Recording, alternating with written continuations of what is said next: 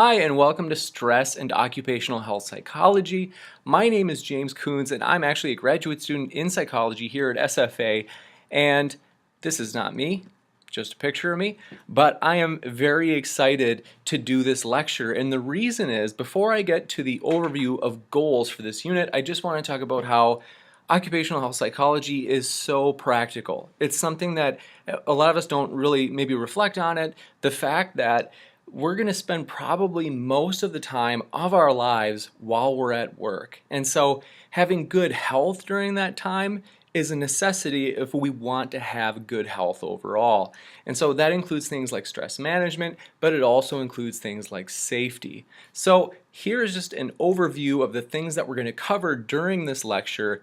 First, understanding what occupational health psychology is, then describing the stress and strain process and the different models that it has, then understanding ways to avoid and manage stress, describing features of workplace wellness, describing features of safety at work, identifying key legal and global issues surrounding occupational health psychology, and describing the current issues and controversies in occupational health psychology.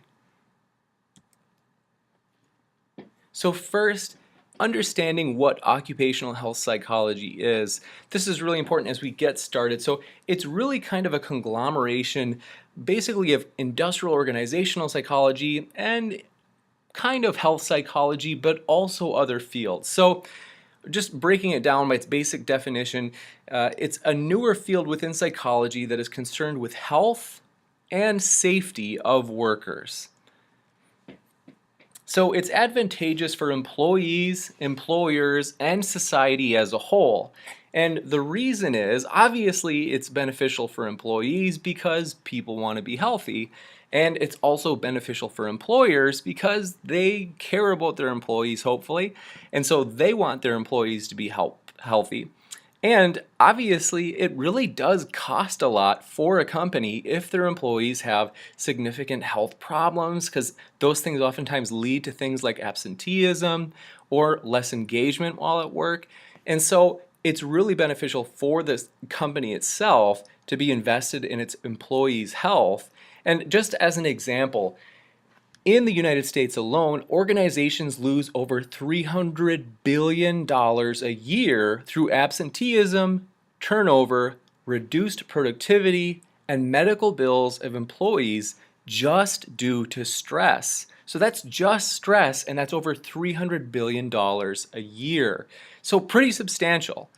And also, as a society as a whole, there is suffering there in the looser sense of the word of suffering, in the sense that as employers have to spend more money on their employees' health, they're going to have to raise the costs of their goods and services to kind of recoup on those losses. So in a way, we're still paying for it in a broader way, though of course, an obviously much less serious way than a person who's suffering from stress, let's say at work.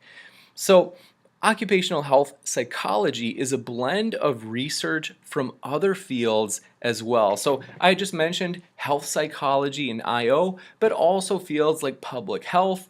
And there's also going to be some sociological data that's pulled in, as we'll talk about later in this lecture, especially when you're looking at global differences. So cross-cultural similarities or differences in terms of some societies maybe having more stress for different reasons compared to other societies and the reasons that they have stress at their particular workplaces.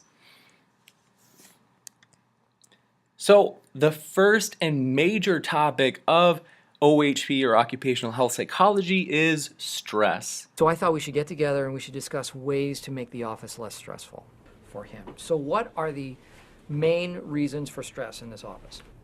Too much work. So the reason that I say that stress is a major component of OHP is because, in a way, it's kind of the primary component. So for example, if you look, I have a textbook from, it's about 2004, and it really only has a section for health of employees that is either on stress or on safety factors. And so at that time, occupational health psychology wasn't even its own chapter. It was just that stress or work stress had its own chapter, and then safety had its own chapter as well. And only now do you see, or I should say more recently, you see more of a combining of them as they're really intertwined.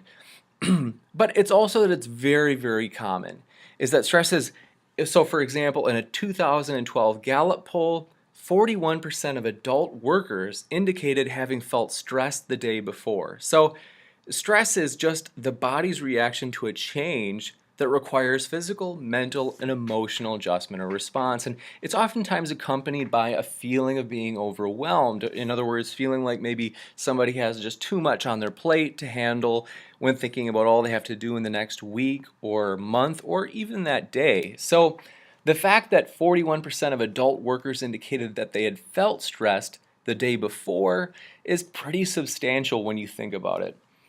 And another survey done by the APA in 2009 found that 65% of people said work was a source for their stress.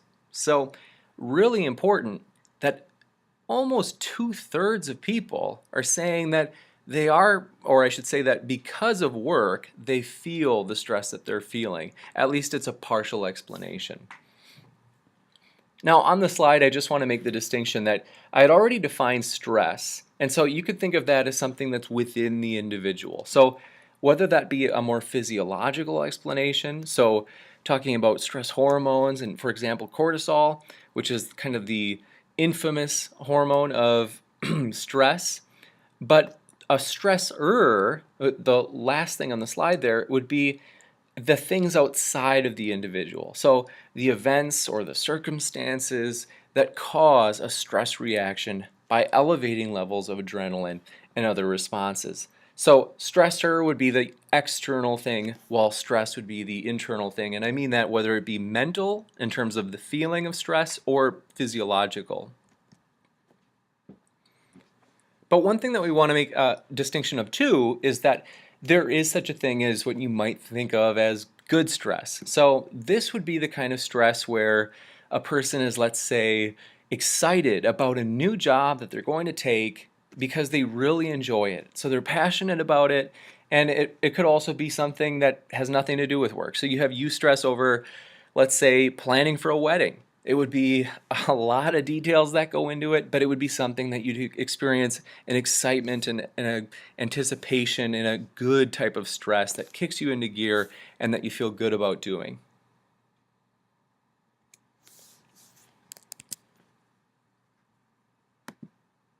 So now we're going to talk about some general models, or you can maybe say theories, that attempt to explain stress and stressors. So the first and probably the most broadest, because it can be applied to anything outside of the workplace as well, is the general adaptation syndrome model. And this consists of 3 stages of stress response. Now, the first one is the alarm stage, and then it's followed by the resistance, and then finally the exhaustion stage. But just starting with the alarm stage, this is basically where your body first recognizes that there's a stressor there. So at this point, your body starts to kick into gear, you could say, and the body begins increasing adrenaline and cortisol, as well as other hormones in your body that are basically meant to help prepare you to meet this stressor. And so this is what you usually think of when you hear about the classic fight or flight response. So your body is preparing, and so even though you usually hear of cortisol as being a bad thing, in a lot of ways, sometimes stress is actually good, and we'll talk about this later in the lecture, where just the right amount is actually where you'll perform your best. Because if you don't have any stress, you're actually down. And so, and by down I mean you wouldn't have enough energy or focus or motivation to actually rise to the occasion and actually take on that challenge. So in this case, if we move forward, the next stage is actually when you start to have a resistance stage. And at this point, the body is continuing to release these hormones, and it actually begins tapping into your energy stores. And so it's using the sugar and eventually fats in order to kind of meet this challenge that you're in. So it's still releasing cortisol and adrenaline, and in this case, it's trying to draw more energy for you to meet that challenge. And so you might think of this almost like a fuel stage at which it's trying to draw from those sugars, for example, as you're taking on this big task or challenge. So really important because you're eventually going to run out. And so at this point, you've actually hit the exhaustion stage. And when we say that you're running out of energy, is we're not trying to imply that you've like literally run out of every like fat cell or sugar cell in your body or anything like that. What I'm saying more so is that of what's easily available, you've run out. And so you hit this point of exhaustion. And so the you could say the long-term effect of cortisol has kind of worn you out. And that's why, as I had mentioned, you want just the right amount of stress in order to perform your best, because too little, you're not motivated to take on that challenge, and too much, and you're actually going to become worn out.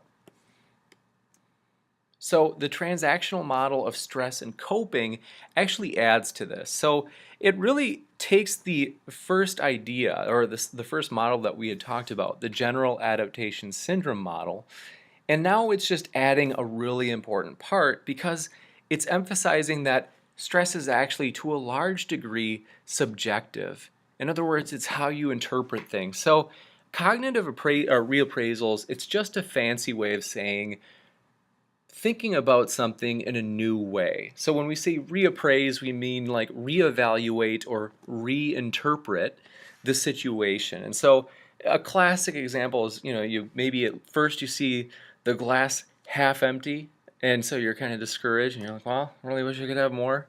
But you can reinterpret it and say, well, you know what? I could think about it like that, or I could think of it as half full, and that feels a little bit better at least. So it's meant to just factor in that you'll have different people that will encounter, for example, the exact same experience, but some people choose to think about it differently, and that probably does. And in fact, there is evidence outside of outside of your textbook in terms of the value of cognitive reappraisals and how they actually do work. But there are some challenges in applying it to occupational health psychology.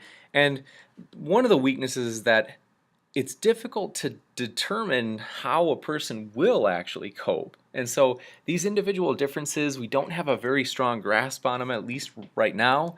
And so that makes it difficult, especially to apply. Because if you don't know how well a person will cope, well, then it makes it very difficult to know how we can actually apply this model and make further predictions or predict behavior or start making applications in the workplace itself in terms of concrete plans of action.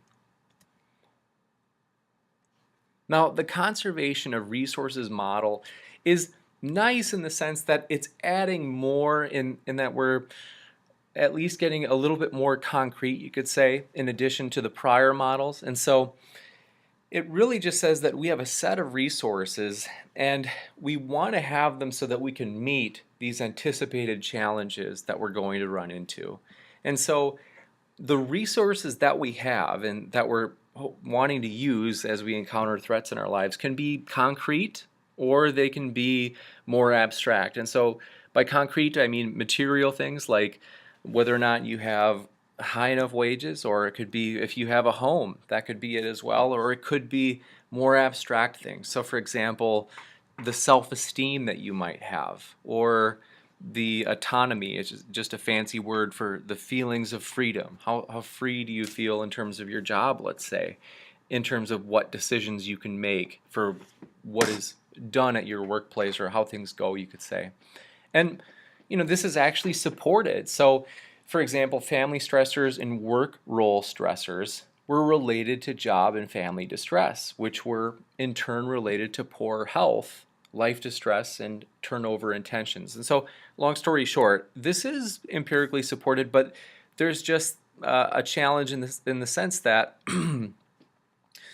even though it makes sense that when these resources are being depleted, we would feel stressed, you can apply this to almost anything. And so you can see why it's like, well, definitely, I mean, it helps us understand more about stress, but it's not super relevant to occupational health psychology in the sense that it applies everywhere. And so if we want a specific model that specifically fits OHP, then we need something that's actually going to be more directly zoned in on, you might say, OHP or workplace stress in particular.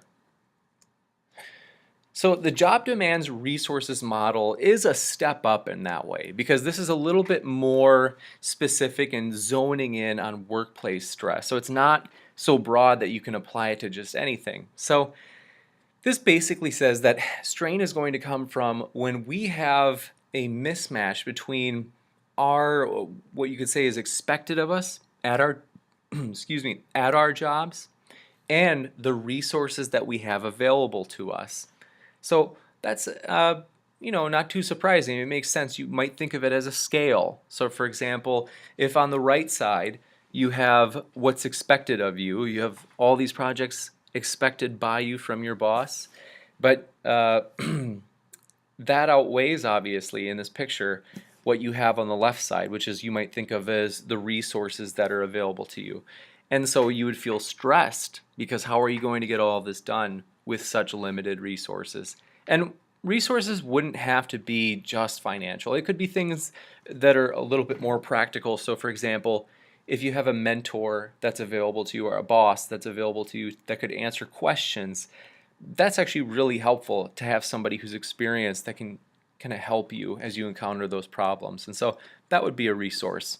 And this is also empirically supported, which is definitely helpful. I mean, that's exactly what you want. So for example, 800 Finnish teachers in one study, their stress levels depended upon job resources that were available to them and their ability to handle disruptive student behavior. And so for these teachers, if they had less resources available to them, so for example, it might be in terms of books that would keep students occupied because they're, let's say in a rundown school might have really rundown books that are barely holding together at the binding, and so it might not be as appealing for students to read, or it might just be helping in terms of a helping hand that's there, another teacher that can come in and help when students are disruptive. So that's obviously the most important thing is being empirically supported, and then again it especially focuses on the stress in the workplace in particular. So I just want to quick go over these two. These aren't part of a model per se. So these are just ideas that are important in the sense that they describe stress, or I should say stressors, in the workplace. And so even though they're not of any particular model per se, they're terminology for stress in the workplace. So hindrance stressors are things that are negatively related. In other words, they bring down a person's work engagement or performance. And so it might be just hassles at the job where you feel like, the computer doesn't work again, or now the printer doesn't work. Well, I was just going to print something and now I've got to just wait and come back in a half hour or something. Like those little things that might build up and make you feel overwhelmed or as if you can't get your job done. And on the other hand, you would have challenge stressors. And so these would be job demands that are actually helpful. So you need stress in order to grow and be challenged and to get that experience at things like, for example, public speaking, that if you don't practice, you just won't become better at it. And so these are things that are actually helpful because they make you become more excited about it. And that's exactly what you want, is like we had said, in the same way that you want stress to be at just that right amount, you also want challenge to be at just that right amount. And so this is actually a good type of stressor. And just to make a distinction that, remember, a stressor is something that's outside the body. And so a challenge stressor might sound like eustress, which we already talked about, but it's different in the sense that this is something, remember, as a stressor, it's external, while eustress is inside. It's the good stress you feel or excitement. So related in this case, but not the exact same thing. So now we'll just talk about the antecedents of stress. So these would be things that would actually bring a person to feel stressed in the real world in terms of what you're doing at work. And so the first one would be role ambiguity, is that this is actually a big stressor where it's not that they're not, let's say, enjoying the people around them or anything like that. It's really that they don't know what to do while they're at work. So they're not exactly sure what's expected of them, or maybe it could just be they're not sure how to do their role. That could also be a part of it. And so this would obviously be frustrating, though. Imagine you go to work and you're maybe excited to be there because you think that it's going to be made clear for you, but it might not actually be made clear. Role conflict would be kind of similar. This is more where it's like openly, and by openly I should say, you have an idea of what you're supposed to do at your job, but you also have from maybe the same person at a different time, or maybe even in the same conversation, there was just a misunderstanding. You also have an idea that's opposite of that first idea. And so you feel like, well, I thought I knew what my role is. I was told A at first, but then I was told not A, or I was told B, which seems to not go with A. And so it seems like I'm being kind of torn between these two duties that I think I'm supposed to do at work, and obviously very frustrating. So, and not surprisingly, both have been found to be, namely, the more you have of each of these, whether it be role ambiguity and role conflict, the less satisfied you are with your job, and then the more fatigued, let's say, you might become. So very important just to remember those couple of antecedents of stress, but they're definitely not the only ones. So work or family, or I should say work-family conflict, or it's also sometimes known now as work-life conflict, is when demands of work and non-work domains. So for example, if you maybe you have a spouse at home or something where they negatively affect one another. And an obvious example is, let's say you have plans that are made with your spouse and you're gonna have dinner that night, and then you find out, oh, I got this project that I've got to do, and the boss sprung it on me kind of late, so now I've got to quick get this done before I can actually go home because it's really urgent. That's probably going to cause some interpersonal strain with your spouse at home. And so that would be the kind of classic case that you might think of. And work-family conflict is associated, or in other words, it's as the more you have it, the less work and life satisfaction that you'll have. So, and that's not surprising that you would feel less satisfied as you feel like these two super important parts of your life are kind of apparently fighting against each other in a metaphorical way. So, and then obviously negative mood would be another one. So this is actually bidirectional. So it can be in the form of, you might say, work-family conflict, but it could also be family-work conflict. And by work-family conflict, we're saying like work-to-family conflict, where the stuff that occurs at work is making conflict at home. And so that was the example that we had just covered. But it might also be the case that, let's say you have somebody at home that says, well, no, I know that you told your boss that you could come in and cover that day, but you really need to be here for this person. This is very urgent, really important. And that might cause strain with your boss if you don't come to what you were supposed to for your responsibilities. So with that, the author talks about mindfulness, which is a really exciting thing, because so mindfulness is just, you could think of it as, broadly, it's being present in the moment in an accepting mindset. That's basically what mindfulness is. And so different people have different degrees of this. So it varies from person to person, where some people are actually very present.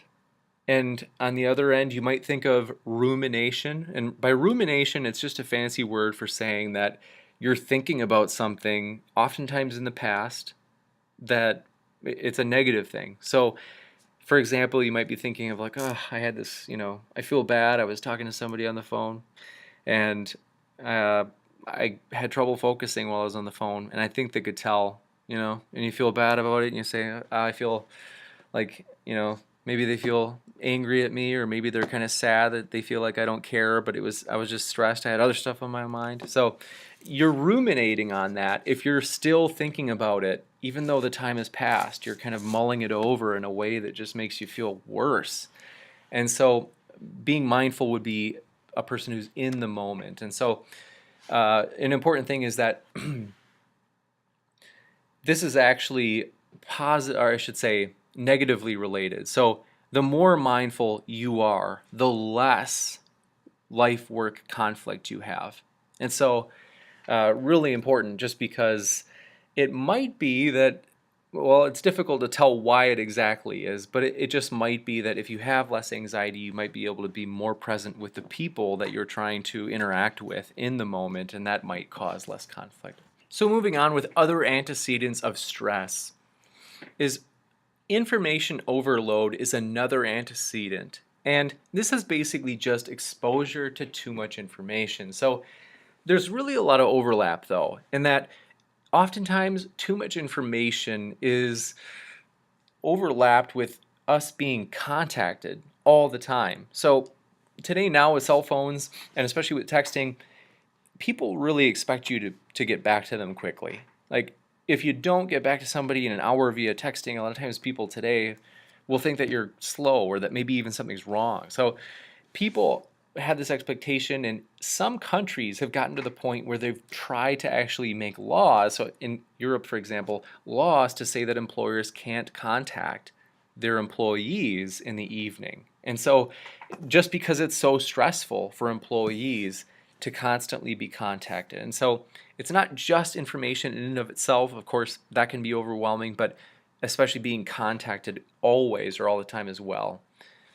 Evaluation apprehension is just where we have concerns of being evaluated. So if you are going to present on a project that you're very excited about, even if you love the topic, you might still feel nervous about your boss thinking that you didn't do a great job.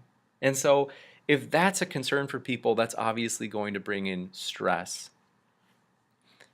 And higher levels of this type of apprehension are actually related to, or in other words, they bring about greater reluctance to share knowledge in the workplace. So if you feel like maybe people will negatively evaluate you, you might feel reluctant to share information, for example, perhaps because you think, well, what if I'm wrong though? Or what if what I say is evaluated in a negative way? Maybe people will think that if I put it the wrong way, they even might think bad of me. So evaluation apprehension is another big stressor as well. So for consequences of stress, there are three big ones that we're going to talk about. So physiological would be the actual physical stuff that's occurring in your body, and so it's not necessarily like the feelings or thoughts you have as much as we'll talk about in a minute, things like headaches or even insomnia.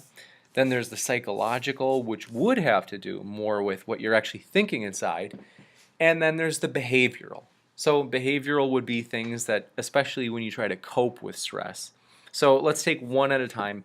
First, we're just going to look at physiological effects. And these come in, with regard to stress, they come in a totally wide variety. It is honestly amazing how your body, when you're stressed, in all these different ways will be impaired. And so, for example, cognitive impairment, just a fancy way of saying that you can't think as clearly as you normally could, or maybe as quickly either.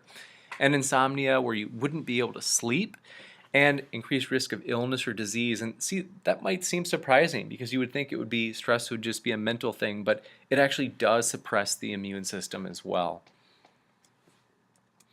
So the next one is psychological. And so in the picture here, you can see a person saying, I'm fine, because that's just what's expected. You say, how are you? And people kind of expect that you'd say, well, I'm at least fine, because you don't want to be a Debbie Downer, but in reality, you might have those negative feelings. And so depression would be the most most typical kind of negative feeling that you might have. And in psychopathology, or just you might say abnormal psychology, depression is kind of considered the common cold. And so it's very, very common relative to a lot of the other mental disorders. And so this would just especially be marked by hopelessness, and that the person feels as if they're in a hole and they're not going to get out. And there are a lot of other symptoms as well, such as disruption in sleep. So for example, it might be an excess of sleep or a minimization of it, where they don't feel like they can sleep.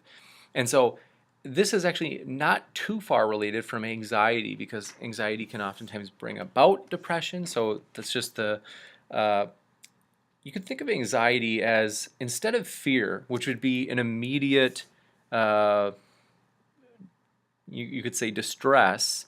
So for example, you're hiking on a path and you see a snake, that would be fear because it's something in the immediate moment. By contrast, anxiety would be when you are stressed about something that's more distant in the future. Rumination. So we've talked about this. This is basically, you could think of it as the opposite of mindfulness or being present in the moment.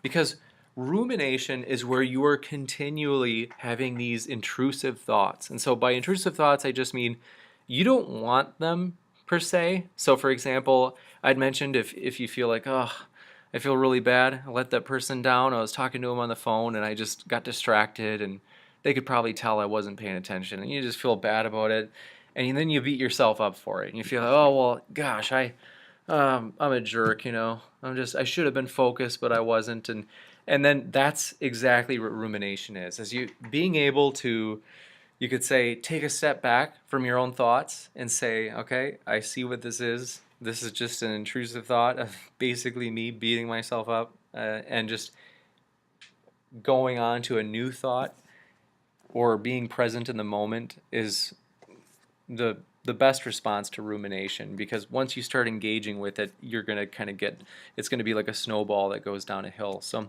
burnout, this is basically a diminished interest in work due to long-term exhaustion. So not surprising that stress would do this to you, just because as you continually wear out, as we talked about in that first model, is you're eventually just going to feel like you're exhausted and you disengage. So behavioral effects are actually a lot of times coping, but they're also in the moment, you might say. In other words, the direct effects of stress, even when you're not coping. So for example, you would have poorer performance, maybe because if you have rumination, let's say, you're not able to pay attention, or at least I should say it's a bigger challenge as you have intrusive thoughts about the past, let's say. But then it can also be those coping mechanisms of, you could say, self-medicating. So rather than going to a professional, it's not uncommon that a person would go to drugs and alcohol. And so this is, in the workplace, is associated with greater anger as well as withdrawal. So it may not necessarily be a full withdrawal in the sense of being absent from work, but it might just be less engaged at work. And this is where your book had brought it up, that there's this stress-performance relationship where at this point you've gone too far. And so you could think of this as the picture on the bottom right. Maybe you're not necessarily to the point of panic. That would be the worst case scenario, but you're far to the right, and so you can see that your performance isn't at that peak of that distribution or the graph there. And so at this point, especially with negative coping behaviors, you've gone too far and you're not performing at your optimal level of performance. So now we'll talk about individual differences in stress. By individual differences, I just mean different personality traits, or even broadly speaking, to some extent, different personalities of different people at work. So a type A personality would be a person with high levels of impatience, and they do things quickly, and they're highly involved or competitive in their jobs. And by contrast, type B personality people would display less time urgency, less devotion to work, and less competitiveness. And you might think that type A personality people would be more successful at work. But the interesting thing is that hasn't been found when the actual statistical tests have been run. In other words, there's actually generally no difference between type A personality and type B personality people in terms of their success in their work. And it might seem surprising, but it might just be that type B personality people might be a little bit more likable or easy to work with in a team. And so that's why some researchers have said, well, maybe that explains the difference, even though they might be less devoted to their work even. And the last one would be I wouldn't say this is quite a personality trait, but workaholism might just be a behavioral tendency of different people. And so this is a person that would work just excessively. And so as by compulsively, we just mean that the person does it and it's very difficult for them to stop. And so they basically feel guilty and maybe beat themselves up when they stop working. And so that's kind of why they have this almost like a motor inside of them that just drives them to do it. Next, individual approaches to stress management. And when we say individual, we mean different from the organizational approaches that we'll talk about soon, which might be input by a boss, for example. So, such as when a boss talks about employees doing an exercise program sponsored by the organization itself. So, individual approaches, one would be diet, and for example, increasing fruits and vegetables and reducing sugars. So, one study that they had talked about basically saying that people actually, not surprisingly, had less stress as they increased their fruits and vegetables. Exercise is actually a big one. This is actually the last time when I had saw a doctor, I had asked, what is the one thing that I should do if you could give me any advice? And he said, well, stress management. He said, if you can actually, instead of doing what a lot of times people tend to do, which is eat unhealthy, let's say, go exercise. And he said that that's actually the best stress management thing you can do. So there are different facets of this. So endurance would be what you think. So for example, running, and strength would be what you think, like working out in terms of the gym, like lifting weights. Flexibility would just be good for improving your range of motion, and then your breathing, which can actually, a lot of times, for example, mindfulness meditation can actually help you calm down significantly just through your breathing. And in addition to that, a lot of times people don't realize sitting throughout the day is actually bad for you if you don't do a little bit of exercise. And that's why now you see some treadmill type desks where people actually take a slow walking pace as they're getting their work done. And the good news is, if it's not convenient or affordable, studies have also found that it's substantially better, even if you don't use a treadmill, if you just get up, let's say every 25 minutes and walk around, maybe for 2 minutes. It's substantially better if you do that just a couple of times an hour compared to if you just sit for several hours in a row. Sleep for adults, 7 to 8 hours are needed for adults.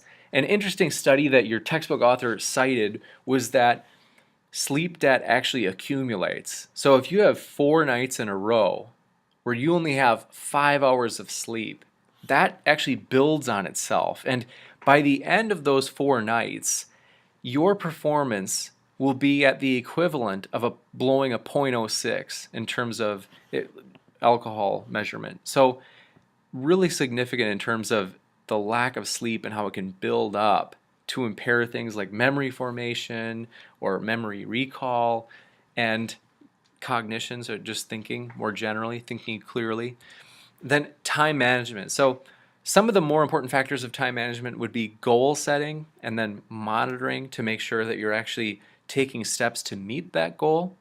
And then prioritizing, so seeing what's most urgent and doing that first, as well as mental simulations of things that you plan on doing in the future. Social support is the last one, and this is just different levels. So you might have bosses that are hopefully supportive, or it might be friends that outside of work are supportive of you and that you can vent things to maybe if you have a bad day. Or it might be mentors, so people who are at work that maybe they're not a boss, but they're just like a coworker or a friend who's able to give you advice. The next thing is organizational approaches to stress reduction and stress management.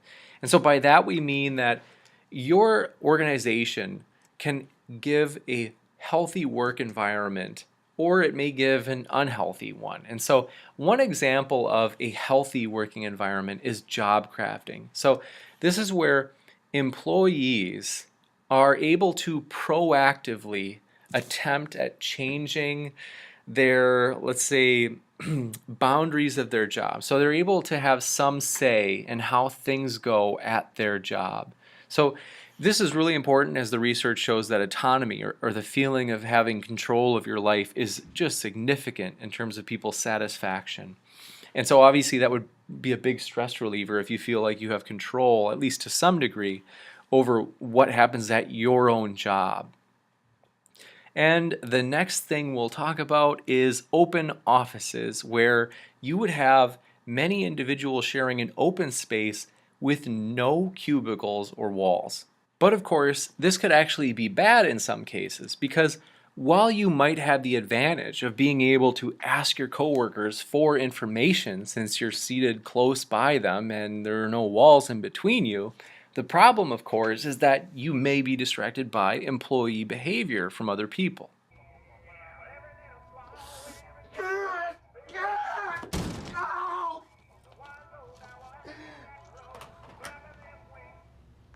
So even though there are cases in which, yeah, it can be beneficial, and a lot of organizations are actually moving toward open offices right now, there's actually research showing that it actually is, even without people punching holes in the wall, oftentimes distracting for actual workers, and it's not really helping. Now, for other organizational approaches to stress reduction and stress management, there's also flexible work arrangements, such as working from home.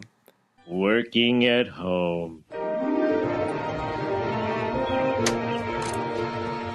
And this wouldn't have to be working from home every single day of the week. It could be that a person could telecommute, so they could stay in contact through phone and maybe just work one day at home, or it might just be at a coffee shop or wherever the employee would prefer. And not surprisingly, organizations have typically found that their employees are happier when they have this opportunity. The only trick is sometimes it's a drawback because employees may miss out on information because they're kind of not in the loop, so to speak, compared to if they were present at work. Hoteling. So this is basically a flexible work arrangement so that there's, let's say, an unassigned space or office or just plain old room that's available for an employee to work there if they don't usually work there. So in other words, if a person usually works at home, let's say, or it might even be if somebody works in an open office, like in the clip we just saw, there could be a room that they're able to go to. That way they could have quiet and be able to work on site rather than at home or in an open office. Organizations can oftentimes provide recovery options. So personal days, vacations, evenings, micro breaks. Micro breaks would just be times that a company allows a person to take breaks during the day, as well as naps at work, as some organizations are actually providing nap rooms for employees to go take naps in, and sabbaticals, which are pretty rare. You sometimes see these in academic type jobs like professors or ministry type jobs, where a person would actually be paid for several months where they could actually go and not work at all. So it would just be maybe traveling or volunteering. It would just be a time of total refreshment. And then personal days are actually being offered more and more as well now. So employee resource programs would be another example of organizations helping employees with their stress. And confidential counseling is a very common type of an employee resource program. So 74% of companies in one survey said that they offered confidential counseling. And so this might be for things that employees are stressed about, such as trying to kick a drug or alcohol addiction at home, or it might be things that they're stressed about at work, as well as workplace wellness programs. So this might be employers saying that they would be willing to pay for gym memberships, or even offering materials, or even in some cases you can find some Google Talks where Google would hire somebody who's trained in meditation to teach their own employees how to do meditation. Next up is workplace safety. And so by this we're talking about exactly what you think it would be. So for example, if somebody has a fall at work and they have a broken arm, that would be an example of workplace safety being violated. So measuring it, you can do this in different ways, and the objective measures would be things like the number of reported injuries at a job, or the workers' compensation claim. So when an employee would say that they need compensation as a result of getting injured at work, and therefore they're asking basically to be financially provided for in terms of their medical costs and their time off while they recover. Low base rate.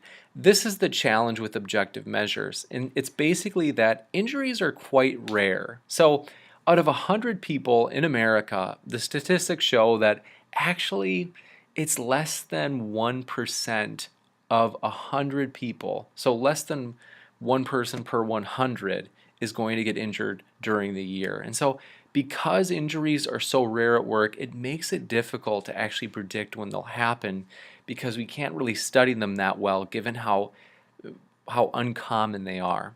Now, there are different aspects of workplace safety. And so the first one, as these are all pretty interrelated, is safety compliance behavior. This is core safety behaviors. So, for example, a person actually following the rules and using the safety equipment like goggles or hard hats that they're supposed to. Then safety participation behavior. This is actually different from the direct type of safety behaviors. This is more indirect. So it's, let's say, supporting safety norms within the organization, or coworkers by supporting them in reminding them to wear their hard hats as well. And then safety climate is kind of the combination of these first two things, but especially safety participation behavior having an especially strong influence, because the climate is just basically how much safety is valued in that particular organization. And so if employers, let's say, seem to be always obsessing over time and don't talk very much about safety, well, then it might not be a very high safety climate type of workplace. So for workplace safety, there are individual psychological differences or factors, and these are traits that basically influence whether or not a person would actually have an accident themselves, or maybe whether or not that person would influence other people to act in safe ways. So safety motivation is the biggest thing by far. It's the biggest predictor where worker behaviors like supporting coworkers and safety norms is best predicted by how motivated a person is about safety itself. Safety knowledge is another major predictor because if you don't know what the safety rules or procedures are, you obviously can't be as safe as you possibly could. And conscientiousness is the other one. And conscientiousness basically has two facets. One is just the hard work ethic, the brute force work ethic, and the other one is attentiveness. And you can see why both of these would actually influence how safe a person is acting at work, because if you have the discipline, I should say the self-discipline, to always put on your hard hat and your goggles even when it's uncomfortable or annoying or tedious, that's that brute force part of conscientiousness. And then the other part is just being attentive, which would obviously prevent mistakes that could lead to accidents. For occupational health psychology and legal issues, you've probably already heard of OSHA, and this is the Occupational Safety and Health Administration. Their job is basically to try to ensure that employees have healthy and safe working conditions. And as your textbook author points out, there is evidence that this does help. Confidentiality is another very important legal issue. And the reason is, as we discussed employee assistance programs before, a lot of times employees might get counseling at work, whether it be through somebody in human resources or somebody that the organization brings in to counsel. And if they do, it's imperative that the company keeps the confidentiality of that employee intact. That way they're actually protected while they're able to get those counseling services. For occupational health psychology and global issues, there's one thing that's growing globally and that's very consistent across cultures. And that's just the idea that downsizing or job loss is occurring in many cultures. So it's a very significant problem, obviously, as employees want to keep their jobs but oftentimes are laid off or fired. Global stress is another big issue. This is different in that different countries experience different levels of it. And surprisingly, the US ranked as the 54th most stressed country of the 74 countries in the survey. Now, that's just interesting because you might think that Americans are most stressed. But in actuality, there were a lot of other countries. So, for example, in some portions of Africa, obviously not all portions of Africa, but in some, there were notable factors that were accounting for some of the bigger differences. So, for example, in some places, homicide might be a much greater threat even than in America, where we have mass shootings. And low GDP per capita is another big predictor, as well as large income inequality. For occupational health psychology controversies, the first major thing is that there's a push in research to examine more physiological pathways of stress. And so by that I mean the things that we first talked about, such as the amount of cortisol or adrenaline that plays a role in the stress response.